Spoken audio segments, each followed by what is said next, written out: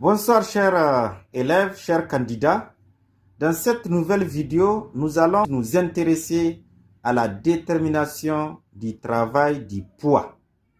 Donc, je rappelle ici, nous avons les solides qui se déplacent de A à la position F.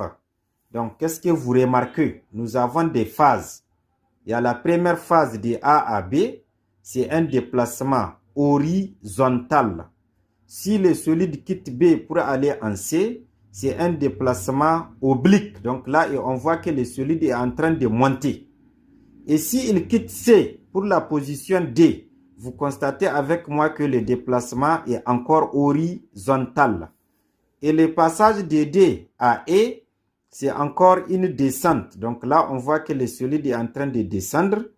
Donc, et si on termine avec la position EF, c'est-à-dire la phase EF, vous constatez avec moi que c'est un déplacement horizontal. Donc, qu'est-ce qu'il faut rappeler aux candidats dans cette partie pour pouvoir bien comprendre de quoi il s'agit?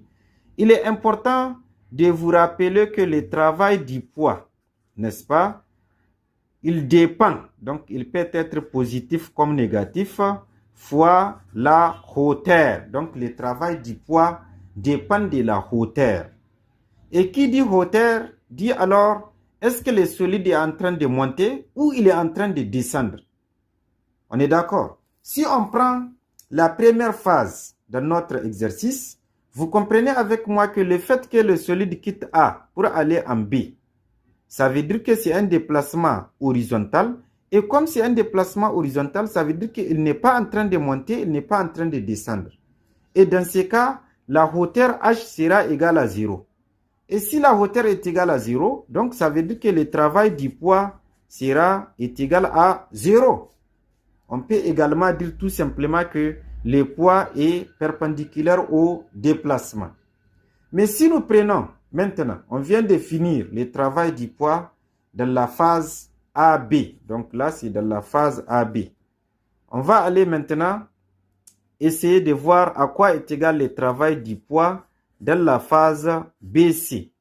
Dans la phase BC, qu'est-ce qu'il faut constater, chers élèves?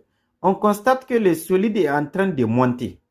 Donc, si le solide est en train de monter, ça veut dire que il va parcourir une certaine hauteur. Donc, on va appeler H. Le solide va parcourir une certaine hauteur qu'on va appeler H. Et donc, dans ce cas, le travail du poids, candidat, ça va être moins P. Donc là, je vais vous expliquer pourquoi